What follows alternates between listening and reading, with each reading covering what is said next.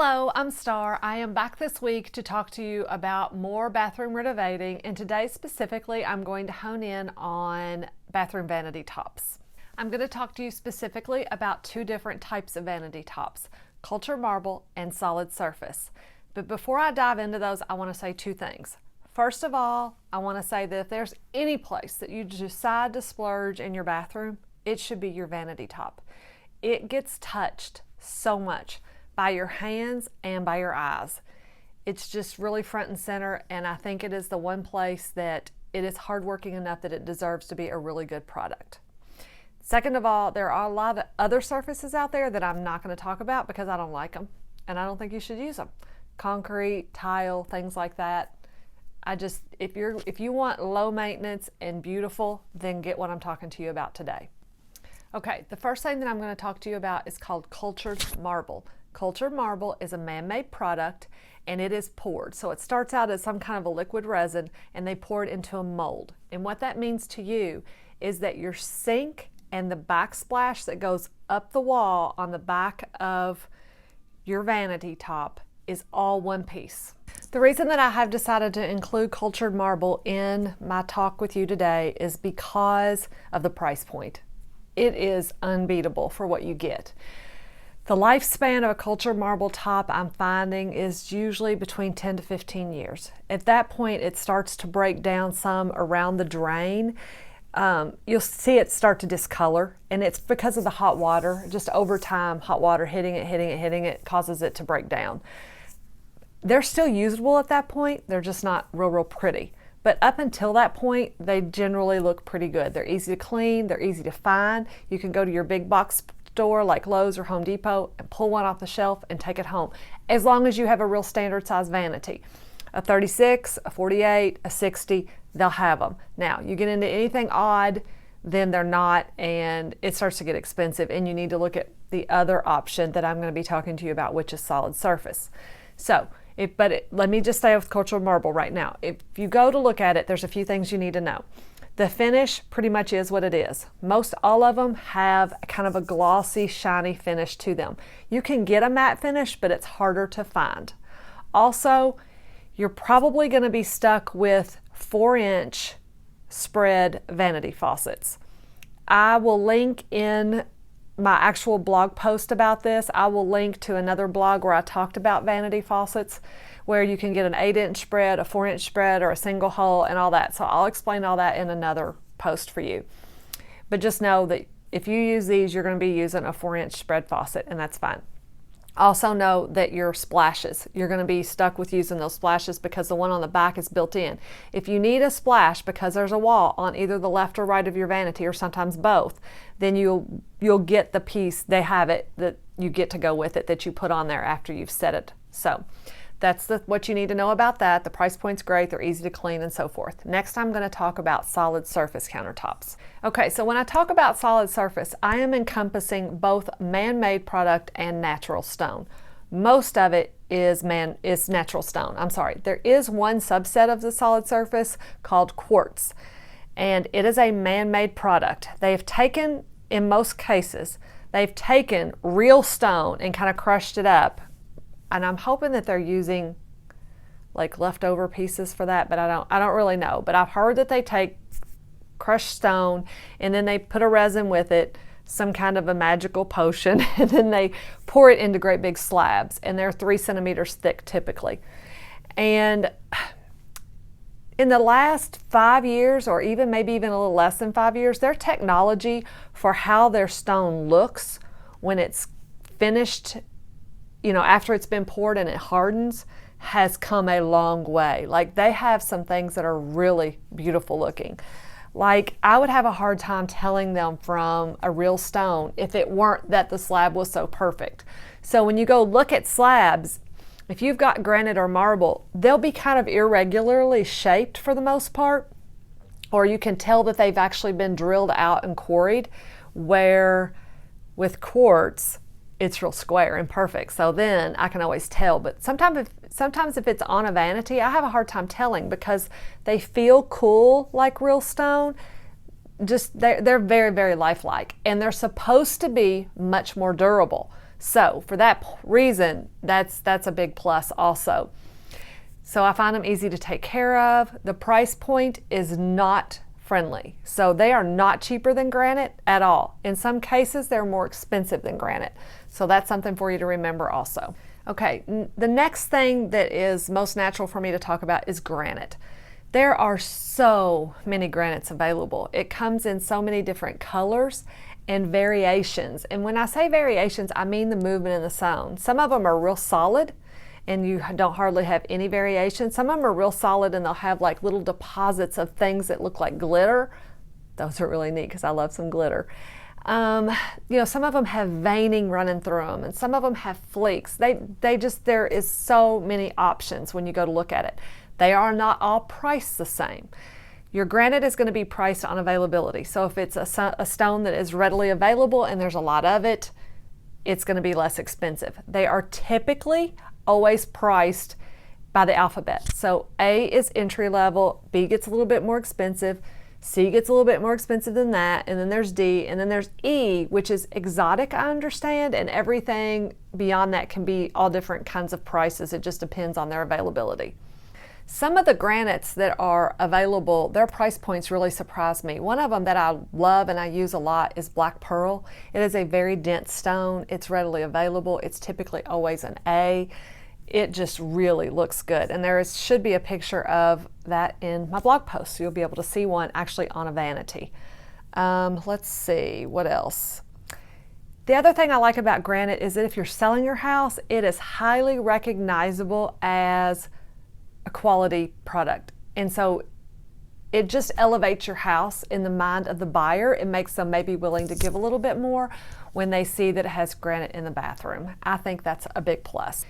The other product that comes after granite for me is marble, and I'm mentioning it because I have marble in my bathroom.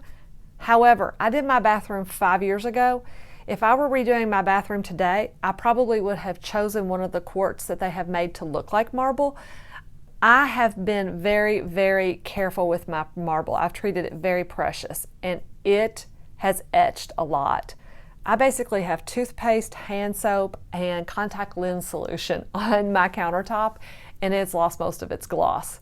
So I knew it was going to do that though, so I was prepared for it. It causes it to have like a patina, and I think that's fine. I'm okay with it, but you might not be, so it's something you definitely need to take into account. So here's what you need to know when you're going to go buy quartz, granite, or marble.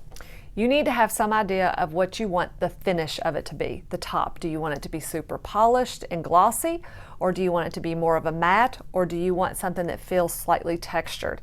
There are all sorts of those finishes available now, and you just need to know which one you want. You are going to be deciding what kind of faucet you want at this time, so you should have picked that out earlier, like I teach you to.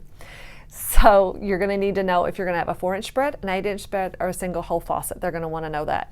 You're going to pick your sink out at that time. Typically there are 4 choices for a sink.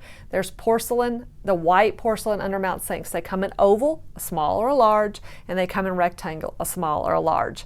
So that's something else you'll want to think about. You're going to want to know what kind of splashes you want. So you can get the 4-inch thick splashes that go with it. Personally, I think those look a little too chunky, and I have been sizing mine down to 2 inches, and I really like that look. Another thing that you can also do is forgo the splashes completely and do a little decorative tile backsplash. Some people do that. Some people do subway tile directly off of it all the way up and hang their mirror over it. That's a really good look. And then the last thing you're going to want to do is choose your edge profile. So if your vanity top comes out, this edge that's on the front, you have options for how to do that. It costs more, and the more complicated they are, the more they cost. An eased edge in my market is standard, and it just means where they take that little bitty, if it's a square, they knock the square off the top and they ease that edge a little bit. Personally, it's my favorite. I really like that edge treatment, so I get it for free. Makes me feel really good. So just take a look at that and just know that if you pick them, that you're going to have to pay extra. Okay, now I'm going to give you some buying tips for solid surface. The first thing you want to do is find a fabricator that you want to work with. The fabricator is the guy that has this great big huge warehouse type space, and he has this huge really expensive equipment that he puts the slabs of granite or marble or quartz or whatever on and programs it all up with your measurements from your template, and it cuts out your countertop. And then they have to polish the edges. There's a lot that goes into it. They have to make the hole cut out for your sink and everything. But anyway, that's the fabricator. And you need to decide what fabricator you want to go with. And then once you decide that, they will tell you where you should go to look for your stone. And sometimes you may even tell them, hey, I know I want a black granite. And they may say to you, oh, go to this one. I know they have a lot of it in stock. So they can be really helpful if you work close together with them. If you're going to be doing a bathroom remodel, you might just tell your fabricator, hey, I only need a 36-inch vanity top. Do you have any remnants I can look at? That is a great way to get a really nice stone that could be exotic or really cool at a really low price. And I have found some great stones that way, so I highly recommend that you always ask about that first. But now if you're trying to do a whole kitchen or you have a really big vanity top, that's a long continuous piece, chances are you won't be able to get a remnant, but it never hurts to ask. My other shopping tip is that when you go to the warehouse where they have all the stone supplied, you need to know your budget. So you don't want to go look at stones that you can't afford because they're really pretty.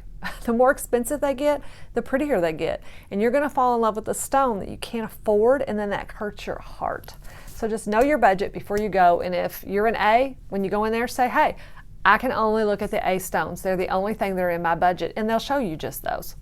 One of my favorite things to do is once I have looked at the stone and I've narrowed it down and maybe there's a couple that I can't decide between, at that point I call my fabricator and I'm like, hey Chris, can't decide between the black pearl and the Donna Sandra. If it were you, which stone would you choose? And he can generally tell me which one is the denser stone. And denser equals better. So it's a better stone, it'll hold up better over time. So that's a favorite tactic that I use of mine a lot when I'm picking out stones for clients. And that way I feel like I'm getting them a really pretty stone and maybe a better stone than I would have if I hadn't have had that wealth of information from my fabricator to fall back on. If you are local to Louisville, Kentucky, my favorite installer or fabricator that also installs my stone for me is Artisan Stone. So feel free to call them for any of your needs for solid surface countertops. If you're not local to here and you're going to be looking for a fabricator, there's a few things that you need to make sure that you understand and you have clear before you move forward with them. You need to know if templating is included in the price. You need to know if installation is included in the price. And if you just have a really, really simple bathroom, it's just let's just say it's a 36-inch vanity and it has a wall only on the left side. Talk to them on the phone about that. And if that's the case, then maybe they don't have to make that trip out in the beginning to template it because it's so simple.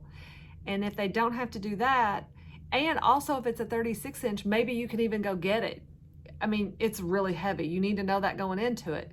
But if you're somebody that has help and can get that, and you save them 2 trips to your house, negotiate with them. Ask them how much they're going to take off your price for that. That is one way that you could upgrade and save yourself some money. I think that wraps up everything that I wanted to tell you about bathroom vanity. So obviously, I'm all about cultured marble if that fits your budget, and if not, then go for the solid surface. I've given you some ways to try to save money to make it fit in your budget, and I hope you have a really good time out shopping for it. It is so much fun to go shopping for stone. You know, once you even pick out your stone and you've decided on that, then give yourself a few minutes just to walk around and look. These things were created in the earth, and it amazes me the color variations and the patterns that show up on these. It's really something to see. So take your time and enjoy the process. Enjoy all of it. Enjoy remodeling your bathroom too. It can be really fun if you will just let it. Thank you.